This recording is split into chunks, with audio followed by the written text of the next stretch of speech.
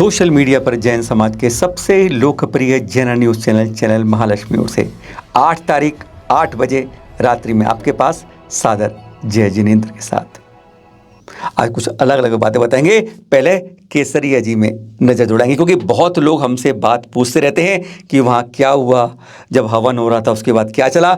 आज आपको थोड़ी सी 2 मिनट में सारी बात पर दर्शन करिए सीधे सीधे वहाँ पर शांति धारा और अभिषेक के साथ। जब ऐसे दर्शन करते हैं तो मन तो गदगद होता है ना। यह केसरिया के ताज़ा चित्र आप देखते हैं जब इस तरीके से वहाँ पर अभिषेक और शांति धारा की बात हो रही है। इसका मतलब अब सब कुछ ठीक ठाक हो रहा है। अप्रैल के ये दृश्य थे, मई के शुरू तक चले थे। जब नवरात्र आया था अप्रैल में तब से बदस्तूर पहली बार इस नवरात्र में यह हवन हुआ। बदस्तूर चलता रहा, नवरात्र खत्म हो गए पर भी सिलसिला चलता रहा। सूचना मिली चैनल महालक्ष्मी को आपको यह दृश्य दिखाए। इतना बड़ा कसूर कर दिया जैसे आपको दृश्य दिखाकर, जैन समाज को बताकर, क्योंकि वहाँ के लोगों को कोई चिंता नहीं है, हो रहा है होने दो। केवल जैन समाज को चेताने के लिए हमने चित्र दिखाए थे आपको।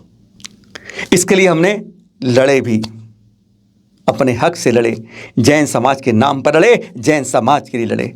पत्र लिखे कलेक्टर को, कमिश्नर को, एसडीएम को कि ऐसा क्यों हो रहा है, अतीत में ऐसा नहीं हुआ भाई, ऐसा अब क्यों कर रहे हो। नहीं है किसी से दुश्मनी, नहीं हम किसी के बारे में किसी को दखलंदाजी कर रहे, पर अपने लिए तो लड़ ही सकते हैं ना। यही आशय था हमारा लड़ने का। इसके बारे में सुनी, कलेक्टर से बात हुई, कमिश्नर से बात हुई, सबसे पत्र लिखे, बात भी करी और आश्वासन भी मिला। और उसके बाद एक अनुबंध हुआ, एग्रीमेंट किया वहाँ के स्थानीय जैन समाज ने बाकी समाज से। अब अनुबंध क्या किया, आज इसके पर्दे नहीं खोलेंगे, हमारे पास प्रतिलिपि है, वह हमारे हित में नहीं करा। कहते हैं दबाव में समाज ने यह मान लिया।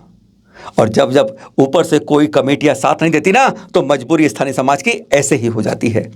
और क्या इनाम मिला चैनल महालक्ष्मी को, यह इनाम मिला जो आप देख रहे हैं। आप बाकायदा वहाँ के बड़ी बड़ी संस्थान, जितने लोग थे वहाँ पर, छोटे हों बड़े हों युवा हों कैसे भी हों, सब ने एक पत्र लिखा है। देख रहे हैं आप, ऐसा पूरा बड़ा लंबा पत्र है। आपको सिर्फ शीर्षक ही पढ़ा रहे हैं, अंदर क्या क्या कहा सुन के हैरान हो जाएंगे।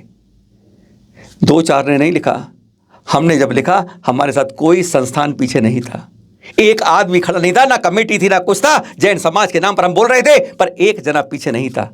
और इस पत्र में पता है हस्ताक्षर देखना शुरू कर दीजिए, 1 2 10 20 30 50 60 100 200 150 450 से ऊपर के हस्ताक्षर है इस पत्र के अंदर। चैनल महालक्ष्मी पर कार्रवाई होनी चाहिए, यह मिला।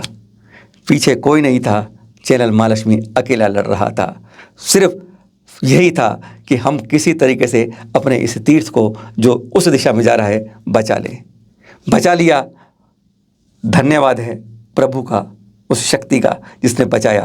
पर यह हमारे पीछे चस्पा दिया गया है, कोई साथ नहीं देता है। बस हमारे जैन समाज में यही बड़ी कमी है। अब हम गिरनार की बात करते हैं तो वहाँ भी क्या ऐसा ही मिलेगा। तप की होती है पराकाष्ठा, तभी तो होते हैं जैन संतों के जगह जगह चर्चे। शिखर जी कुछ ऐसा ही क्षेत्र है जहाँ पर जो आता है तप के लिए नतमस्तक हो जाता है। देख रहे हैं आजकल अब चर्चा, जिनको ये आचार्य प्रसन्न सागर जी, सिंह निष्कृत व्रत चल रहा है, मौन व्रत की अनवरत साधना चल रही है। यह है कमाल इस शिखर जी की पावन। और इससे पहले यह देखिए यहाँ पर अनुत्तर सागर जी मुनिराज, शिष्य जानते हैं किसके हैं, आचार्य श्री विशुद्ध सागर जी के। पहले ये यहाँ पर थे तो इन्होंने भी एक मध्यम सिन, यानी जो आता है तप त्याग की पराकाष्ठा में पहुंच ही जाता है। ऐसी पावन धरा है शिखर जी की जिसके बारे में आज जैन समाज लड़ रहा है उसके वजूद के लिए कि उसे क्यों वाइल्ड लाइफ सेंचुरी घोषित कर चुके हैं आप। क्यों नहीं वहाँ पर स्कैनर से सुरक्षा होती है, क्यों नहीं मंदिरों की तरह ही पूजा दर्शन विधि होती है। पर हाँ, बात हम जो कर रहे हैं इस समय अनुत्तर सागर जी महाराज की कर रहे हैं। उस मध्यम श्री शिविर के बाद अब 2 उपवास और 1 आहार की अनवरत क्रिया चल रही है। और इस समय तो पिछले 1 माह से विहार, शिखर जी से विहार चलते चलते अब आ गए यहाँ पर जो विहार चल रहा है, यानी तापमान 40 डिग्री के ऊपर जा रहा है, बुलबुला रहा है 45 डिग्री में। विहार होता है, कहते हैं सारे शरीर का पानी निचुड़ के बाहर निकल जाता है। और उसके बाद या तो उस दिन विहार करा उपवास के अंदर, अगले दिन फिर उपवास है। सोचिए क्या हालत होती होगी तप त्यागियों की, इसकी कल्पना भी एक बार नहीं कर सकते। क्योंकि हमने तो जब लिया जब मर्जी पानी पी लिया। 10 12 15 किलोमीटर विहार करो और उसके बाद 2 उपवास करो आहार के लिए, तीसरा दिन। यही तो है जैन संतों की तप त्याग की पराकाष्ठा, जिसके आगे पूरी दुनिया नतमस्त कहती है बहुत बड़ी कठिन चर्या है। यही तो है कठिन चर्या के आयाम, जिसके सामने सब कुछ होते हैं नमन। क्यों होते हैं जैन संतों की इस तप त्याग पर? यही तो कहते हैं, इसलिए करते हैं नमन बारंबार ऐसे संतों को पूरी दुनिया। भ्रष्टाचार में लिप्त या थी इस आस्था के ऊपर राजनीति हो रही है भारी इस समय। दिल्ली सरकार की स्थिति आप जानते हैं, और उसमें स्वास्थ्य मंत्रालय जो है वह है सत्येंद्र जैन के पास, जो इस समय सरकारी या कहें सलाखों के पीछे कैद है। अभी कल ही की तो बात है कि उनके और साथ में सहयोगियों के यहाँ छापे मारे प्रवर्तन निदेशालय ने, और कहते हैं बहुत दस्तावेज मिले हैं, पर दस्तावेज की आमादा हम पूछते हैं ये क्या मिला। बस यही तो बात है, भ्रष्टाचार में भी खेल खेलता है और प्रवर्तन निदेशालय छापा में भी यही बात होती है।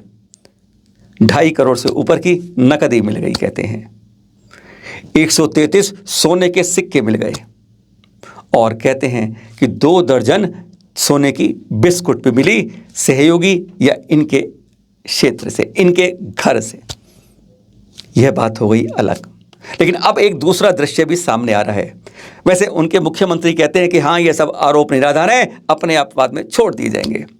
खैर ये खेल राजनीति का है, पर राजनीति की अब आस्था पे भारी हो रही है। आज सवाल इस बात का है।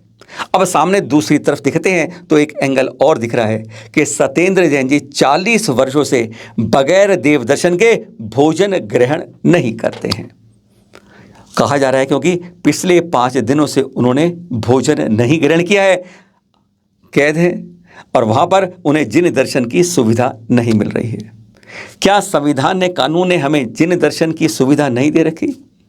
आप आरोप भी लगाने हैं, आरोप सिद्ध भी होने हैं, क्या उससे पहले जिन दर्शन नहीं मिलने चाहिए?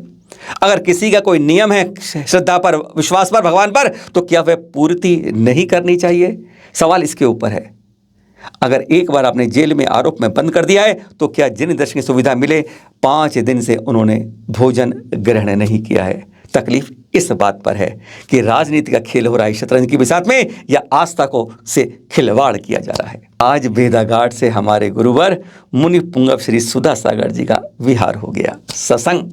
पर उससे पहले अब आपको दिखाते हैं उस भेदाघाट के मध्य प्रदेश से, जिसे यहाँ पर टूरिस्ट आते हैं मौज मस्ती के लिए।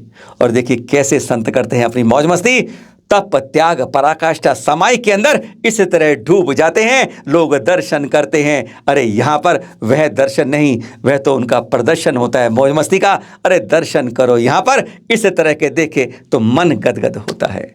संत अपने ध्यान में लीन हो जाते हैं। लोग क्या घूमते हैं और एक क्या घुमाते हैं। अंदर की यात्रा के अंदर देख रहे हैं आप मुनि पुंगव श्री सुधा सागर जी सत्संग। यहाँ पर देखिए भेदाघाट पर कैसे दर्शन करके बाद समाई करते थे। अब आज विहार हो गया है। इस अतिशय क्षेत्र पर पहली बार हुआ 2 आचार्यों का मिलन। देख रहे हैं आप, यहाँ पर हो रहा है आचार्य डॉक्टर प्रणाम सागर जी और आचार्य प्रसन्न ऋषि जी महाराज, दोनों के सत्संग। यह दृश्य देख रहे हैं। कहते हैं अति क्षेत्र वालुज नगरी का है ना, पहली बार 2 आचार्यों को यहाँ पर, यहाँ के लोगों ने संतों का, आचार्य संतों का मिलन देखा है। कहते हैं तन मन आनंदित हो जाता है जब इन क्षणों को देखा जाता है।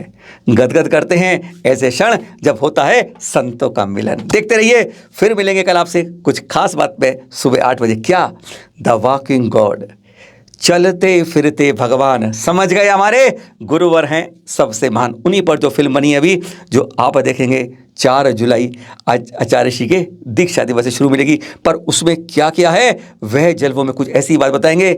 सीधा हम प्रोड्यूसर और डायरेक्टर से बात करेंगे, साथ में जिन्होंने मुख्य रोल किया विद्याधर और विद्यासागर जी का, उनसे भी बात करेंगे।